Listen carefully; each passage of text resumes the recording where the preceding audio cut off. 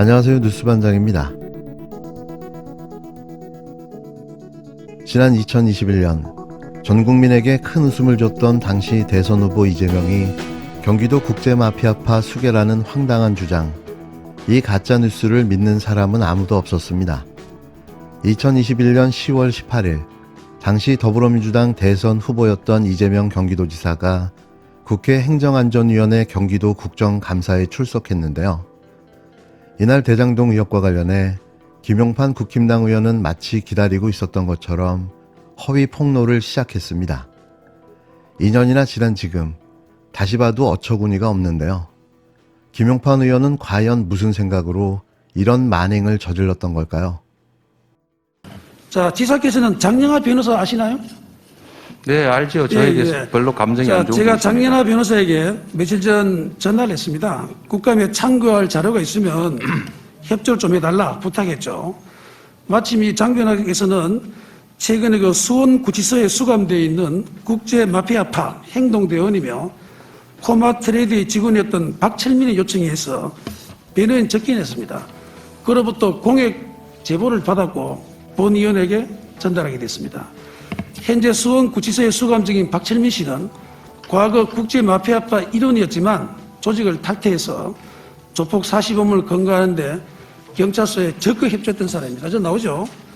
자, 박철민 씨는 진술서, 사실확인서, 공익제보서 등 3종 총 17쪽 분량을 제보했는데 모두 금년 10월 4일, 6일, 9일 최근에 작성한 것입니다.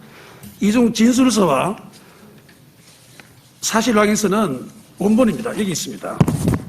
원본이고 공익제보서만 사본을 받았습니다. 저는 약 12년간 국제마피아파 핵심 행동대장급 일원이었습니다. 이재명 도지사의 관계는 2007년 이전부터 국제마피아파 원로 선배분들과 변호사 시절부터 유착관계가 있어왔고 수천 개의 사건 중 하나뿐이라고 대답을 회피하지만 유착관계에 있어서 국제파 조직원들에게 사건을 소개받고 커미션을 주는 그런 공생관계였습니다. 그래서 이재명 지사와 다른 별칭이 이재명 보스였을 정도로 조직을 잘 챙겼습니다. 이재명 도지사는 도지사가 아니라 국제마피아파 수괴급으로 처벌받아야 한다고 할 만큼 국제마피아와의 유착관계가 긴밀합니다.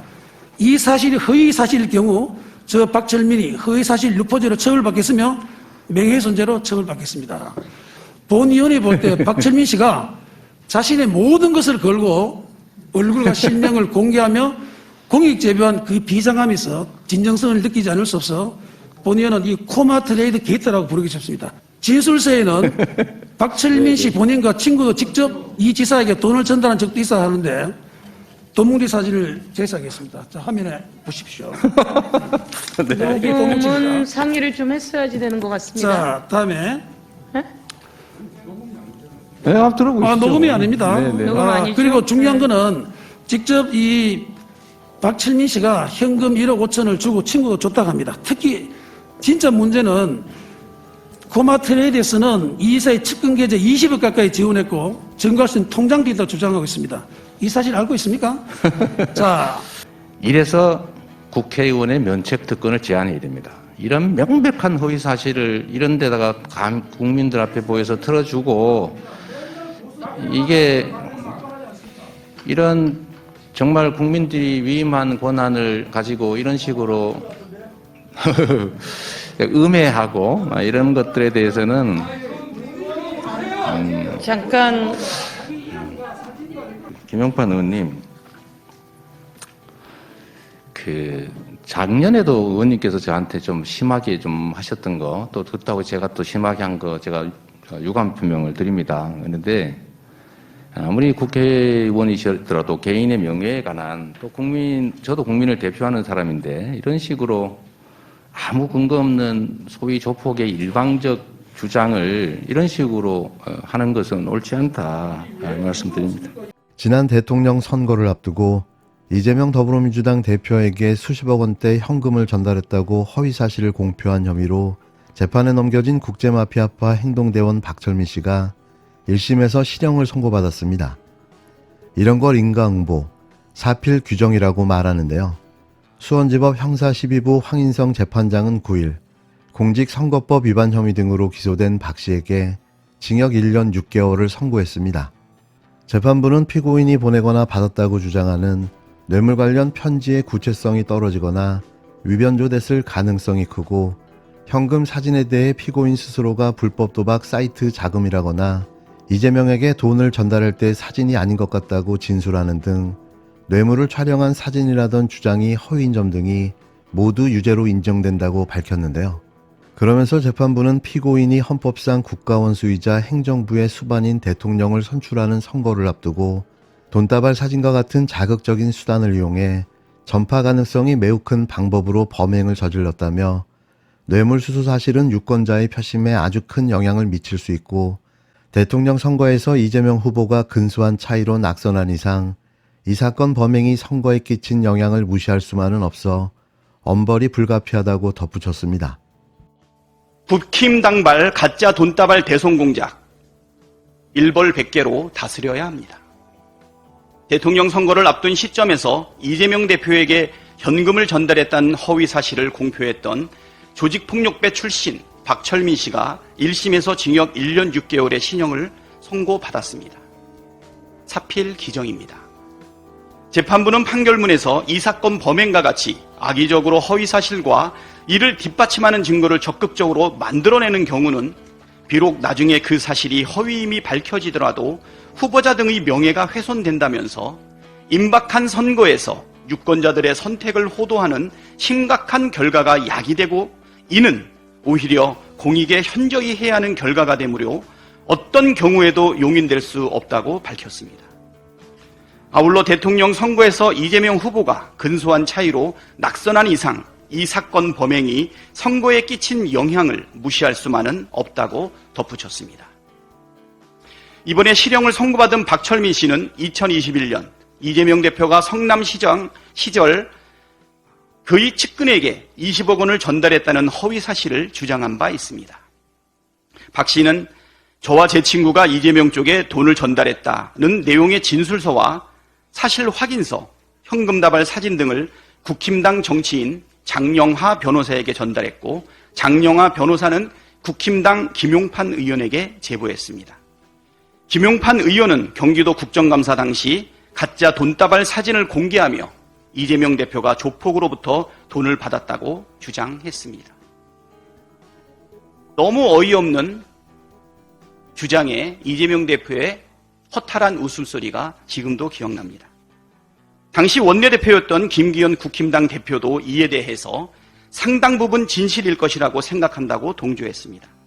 국힘당이 조직적으로 벌인 이 일련의 행위야말로 용산 대통령실의 표현을 빌리자면 희대의 대선 공작 사건이었습니다. 그런데 주범 김용판 의원은 아무런 처벌도 받지 않습니다. 이것은 상식과 정의에 어긋나는 일입니다. 재판부가 지적했듯 지난 대선은 불과 0.73포인트 차이로 당락이 결정됐을 만큼 초접점이었고 이 가짜 돈다발 조작 사건이 끼친 영향을 무시하기 어렵습니다. 국힘당에 이런 대선 공작이 없었다면 결과가 달라졌을지도 모르는 일 아닙니까? 김기현 국힘당 대표는 뉴스타파의 대장동 보도를 두고 국민 주권 찬탈 시도이자 민주공화국을 파괴하는 쿠데타 시도로서 사형에 처해야 할 만큼 국가 반역죄라고 주장했습니다. 제가 보기에는 국힘당의 가짜 돈다발 조작 사건이야말로 민주공화국을 파괴하는 쿠데타 시도입니다. 지금이라도 허위사실로 대선판을 흔들고 민주주의를 위협한 김용판 의원에게 합당한 책임을 물어야 합니다. 다시는 이런 저질 공작이 용납될 수 없도록 본을 세우기 위해서라도 김용판 의원을 제명해야 합니다. 이에 더불어민주당은 박 씨의 허위 주장을 기반으로 2021년 국회 국정감사장에서 이를 폭로한 김용판 국힘당 의원을 향해 악의적인 허위사실 유포에 대해 책임지라고 촉구했는데요. 민주당 대변인은 이날 브리핑에서 지난 대선 당시 야당 후보를 낙선시키기 위해 고의적으로 허위사실 유포가 이루어졌음을 법원이 인정한 것이라고 강조하며 이같이 밝혔습니다. 그러면서 박 씨와 김 의원을 연결해줬던 장영하 변호사도 철저한 수사가 필요하다며 장 변호사는 검찰의 봐주기 수사로 불기소됐지만 법원의 제동으로 진실을 밝힐 수 있는 길이 열리고 있다고 꼬집었는데요. 지난 5월 서울고법 형사 30부는 더불어민주당이 장영하 변호사에 대한 검찰의 불기소 처분에 불복해낸 재정신청을 받아들였습니다. 민주당은 대선 민의 왜곡은 민주주의의 근간을 흔드는 중대 범죄라며 사건에 연루된 인물들에 대해 단 한 명의 예외도 없이 철저한 수사와 준엄한 심판이 이루어져야 한다고 강조했는데요. 이어 박 씨의 허위 주장과 김용판 의원의 거짓 폭로는 조직적인 마타도어를 의심할 수밖에 없다면서 검찰은 제대로 된 수사로 허위사실 유포의 배후에 누가 있는지도 철저히 밝히라고 주문했습니다. 만일 이런 허위사실 유포가 없었다면 대선 결과가 바뀌지 않았을까요? 대선을 앞두고 나온 뉴스타파 기사에 온 언론사를 압수수색하고 나선 검찰. 반대로 법원에서 실형을 선고받고 유죄가 확정된 사안임에도 이들은 손을 놓고 아무것도 하지 않고 있습니다. 지금 당장 김용판 의원실부터 압수수색해야 하는 거 아닙니까? 이러니 검찰 공화국이라는 말이 나올 수밖에 없는 거죠. 참 부끄러움도 쪽팔림도 모르는 한심한 윤석열 검찰 공화국. 반드시 되돌려받게 될 것입니다.